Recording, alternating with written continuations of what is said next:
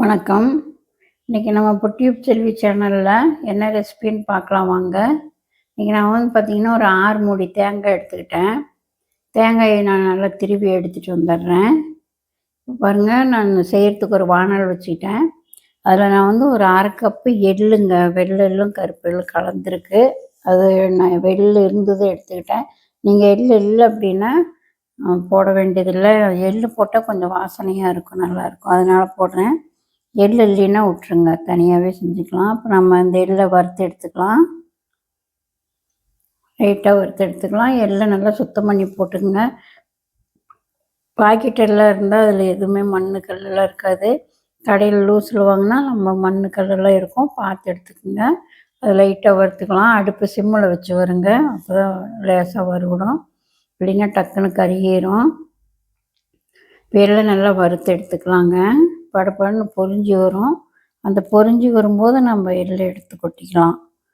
அது வரலாம் வறுத்துக்கலாம். லேசாக சூடாகட்டும், நல்லா வறுத்து எடுத்துக்கலாம். இது கொஞ்சம் ருசியாக இருக்குங்க. அந்த தேங்காய் பருப்பி மெல்லும் போது எள்ளும் கடிப்படும் போது கொஞ்சம் ருசியாக இருக்கும், அதுக்காக போடுறேன். நீங்கள் இல்லைன்னா போட வேண்டியதில்லை, பிள்ளைங்களுக்கு பிடிக்கல அப்படின்னா போட வேண்டியதில்லை. ஆனால் இது ரொம்ப விரும்பி சாப்பிடுவாங்க, ரெண்டும் இருக்கிறதுனால. பாருங்கள், பொரிஞ்சிருச்சு, எடுத்து கொட்டிக்கலாம். அதே கடாயை வச்சுக்கிட்டேங்க தேங்காய் வணக்கிறதுக்கு. இப்போ நம்ம தேங்காயை போட்டுக்கலாம். போட்டு நல்லா தேங்காயை வணக்கிக்கலாம். ஏன்னா அதில் ஈரத்தன்மை இருக்குது பார்த்திங்களா, அந்த ஈரமெல்லாம் போயிடுச்சுன்னா நம்ம சர்க்கரை கொட்டி கிளறும்போது அந்த தண்ணியாட்டம் இருக்காது. அதுக்காக தேங்காயை கொஞ்சம் நல்லா வணக்கி எடுத்துக்கலாம். அது தேங்காய் வணக்கும் போது அந்த ஈரம்லாம் போயிடும், மணமாகவும் இருக்கும், தேங்காய் நல்லா வாசனையாக இருக்கும். அதுக்காக தேங்காய் வணக்கி எடுத்துக்கலாம். பாருங்க, நல்லா ஓரளவுக்கு வறுபட்டுருச்சு. நல்லா வறுத்துக்கலாங்க. அந்த ஈரத்தன்மை வரலாம் வறுத்துக்கலாம். ஈரம் போயிடுச்சுனாவே தேங்காய் பழப்பழன்னு வருங்க, நல்லாவும் இருக்கும். பாருங்கள், மணமாக வருது. அந்த மணம் வரும்போது தேங்காய் வறுபட்டுருச்சுன்னு தெரிஞ்சுக்கலாம். பார்த்திங்கன்னா ஒரு தட்டில் நான் கொஞ்சம் நெய் தடவி எடுத்து வச்சுருக்கேன். தேங்காயை எடுத்து வச்சுக்கலாங்க. அதுக்கு வேறு ஒரு கடாயை வச்சுக்கலாம். கொஞ்சம் நான் பெரிய கடாயை வச்சுருக்கிறேன், அப்போ தான் கிளறதுக்கு நல்லாயிருக்கும், கீழே சிந்தாமல் இருக்கும். அதுக்கு பார்த்திங்கன்னா நான் 3 கப்பு தேங்காய் வருதுங்க. நான் ஒரு 1.5 கப்பு சர்க்கரை போட்டுக்கிறேன். இனிப்பு கொஞ்சம் அதிகம் தேவை அப்படின்னா நீங்கள் போட்டுக்கலாங்க, கூட குறைச்சி போட்டுக்கலாம் இனிப்பு. நான் ஒரு 1.5 கப்பு போட்டுக்கிட்டேன். 3 கப்பு தேங்காய் வருதுங்க. வறுத்து அளந்து பார்க்கும்போது 3 கப்பு வருது. அதுக்கு 1.5 கப்பு சர்க்கரை போட்டுக்கிட்டேன். சும்மா ஒரு 1/4 கப்பு தண்ணி. அது அந்த சர்க்கரை நனையிறதுக்கு மட்டும் கொஞ்சமாக ஊற்றுங்க, நம்ம ஊற்றிடாதீங்க. நம்ம ஊற்றினா பாகு கொதிக்க ரொம்ப நேரம் ஆகும். பாகு சர்க்கரை நல்லா அப்பப்போ கிளறி விடுங்க, இல்லைன்னா அடி பிடிச்சிக்கும், தீஞ்சிரும். பாகு நல்லா கொதித்து வரட்டுங்க.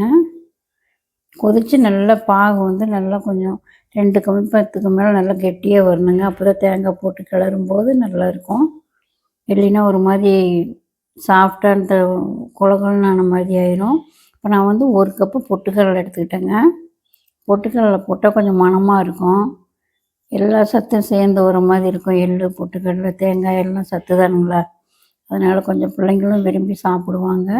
அதனால் நான் பொட்டுக்கடலை 1 கப்பு எடுத்துக்கிட்டேன். எள்ளு, பொட்டுக்கடலை எதுவுமே இல்லாமல் வெறும் தேங்காயிலையும் செய்யலாங்க. நான் சரி இதெல்லாம் போட்டால் கொஞ்சம் ருசியாக இருக்குமேன்னு போடுறேன் நான்.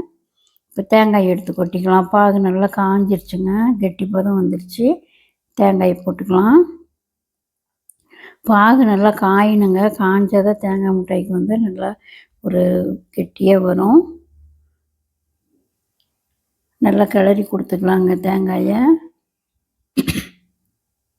பொட்டுக்கடலையை பார்த்திங்கன்னா அந்த பக்கம் அரைச்சி பவுட்ரு பண்ணி வச்சுக்கலாம். நல்லா கிளறிடலாம் தேங்காயை. தேங்காய் வணக்கும் போது உங்கள்கிட்ட நெய் இருந்தால் 1 ஸ்பூன் போட்டு வணக்குங்க, சூப்பராக இருக்கும், மணமாக இருக்கும். ஆனால் நான் போடல, நீங்கள் போடுறதுன்னா போட்டுக்கலாம், போட்டு வறுத்துக்கலாம். தேங்காய் எண்ணெய் ஊற்றி வறுத்துக்கலாம், நெய் போட்டு வறுத்துக்கலாம். ஆனால் நான் எதுவுமே போடல, சும்மா தான் வெறும் தேங்காயை வறுத்தேன். எள்ளை எடுத்து கொட்டிக்கலாங்க. வறுத்து வச்சுருந்த எள்ளை போட்டுக்கலாம். அதே போதுமானதாக இருக்கும், நான் அதை போட்டுக்கிட்டேன். இன்னும் கம்மி பண்ணுறதுனால ஒரு 2 ஸ்பூன் போடுறதுனா கூட போட்டுக்கலாங்க. நான் இருந்ததுனால சரி நிறைய இருக்குதே அப்படின்ட்டு போட்டேன். நல்லா கிளறி கொடுத்துக்கலாங்க. அடி பிடிக்காம கிளறிடுங்க. அடி பிடிச்சிற போது அடுப்பை கொஞ்சம் சிம்மில் வச்சு கிளறுங்க. பாருங்க அந்த பாகோட தண்ணியும் அந்த தேங்காயோடவும் சேர்ந்து நல்லா வேகட்டும். அப்போ தான் கொஞ்சம் இனிப்பு வரும். பாருங்கள் நல்லா கிளறி கொடுத்துக்கலாம். அந்த எள்ளும் அந்த சர்க்கரை பாவை வந்து எள்ளும் இழுக்கணுங்க. எள்ளு இழுக்கணும்.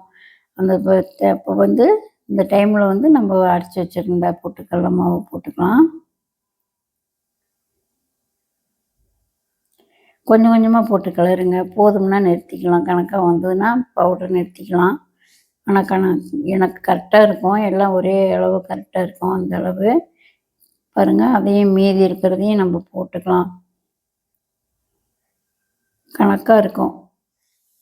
3 கப்பு தேங்காய் துருவல், 1 கப், 1/2 கப்பு எள்ளு, 1 கப்பு பொட்டுக்கடலை. இது 2யுமே அவாய்ட் பண்ணிவிட்டு வெறும் தேங்காயை மட்டும் போடலாம். 1/2 கப்பு சர்க்கரை போட்டு தேங்காயை மட்டும் போடலாம். எல்லாமே கொட்டியாச்சுங்க. 1 கப்போட பொட்டுக்கடலை பவுடரையும் கொட்டியாச்சு. கணக்காக இருக்குங்க. நல்லா கிளறி கொடுத்துக்கலாங்க. ஈஸியான வேலைங்க. சீக்கிரம் செஞ்சிடலாம். ரொம்ப ஈஸியான வேலை தான். பாருங்கள் நல்லா கிளறியாச்சு. எடுத்து அந்த நெய் தடவின தட்டில் போட்டுக்கலாம். போட்டு நம்ம அப்படியே உருண்டையாக பிடிச்சி வைக்கிறதுனால வைக்கலாங்க. பீஸாக கட் பண்ணி வைக்கிறதுனால வைக்கலாம். நமக்கு எப்படி சௌகரியமோ அந்த மாதிரி பண்ணிக்கலாம். நான் வந்து உருண்டையாக தான் கட் பண்ணுறேன். உருண்டை பிடிச்சி வைக்கிறேன்.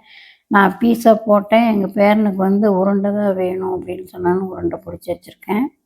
நீங்களும் அந்த மாதிரி செய்கிறதுனா செஞ்சுக்கலாம். உங்களுக்கு எப்படி சௌகரியமோ அப்படி பண்ணிக்கலாம். நான் பீஸ் போடலன்னு தான் நான் போட்டு வச்சேன். இல்லை உருண்டைன்னா ரொம்ப நல்லாயிருக்கும் அப்படின்னு சொன்னதுனால உருண்டையாக பிடிச்சி வச்சுருக்கேன். நீங்கள் எப்படி உங்களுக்கு விருப்பமோ அப்படி செஞ்சுக்குங்க.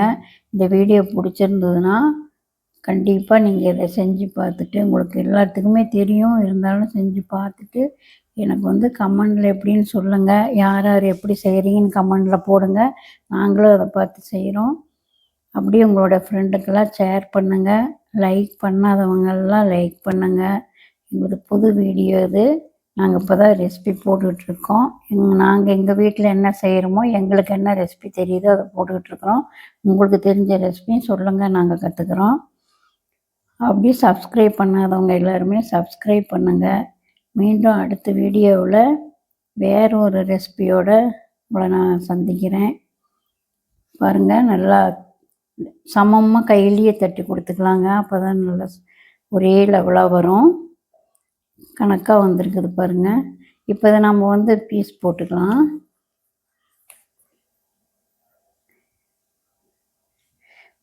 பீஸ் போட்டு வச்சுக்கலாங்க. உருண்டை பிடிச்சும் வச்சுக்கலாம். நமக்கு என்ன விருப்பமோ அந்த மாதிரி போட்டு ஒரு டப்பாவில் ஸ்டோர் பண்ணி வச்சிட்டோம்னா நம்ம பிள்ளைங்க ஸ்கூலுக்கு ஸ்கூல்லேருந்து வந்தோடனே எடுத்து கொடுக்கலாம். லஞ்சுக்கு அந்த ஸ்நாக்ஸ் போட்டு கொடுத்து விடலாம் ஸ்கூலுக்கு. நம்மளும் மத்தியான டைமில் ஏதோ ஒன்று எடுத்து சாப்பிட்லாம். நல்லாயிருக்கும். எல்லாமே சத்தான பொருள் தானுங்க. எள்ளு சத்து, பொட்டுக்கடலையும் நல்லது, தேங்காயும் ரொம்ப நல்லது. அதனால் இந்த மாதிரி செஞ்சு பிள்ளைங்களுக்கு கொடுங்க. நீங்களும் சாப்பிடுங்க. எங்களுக்கும் அப்படியே கமெண்டில் சொல்லுங்கள். யாருமே கமெண்டில் சொல்லுறதில்ல. சொல்லுவீங்கன்னு எதிர்பார்க்குறோம். சூப்பராக வந்திருக்குது பாருங்கள். நல்லா அழகாக வந்திருக்கு.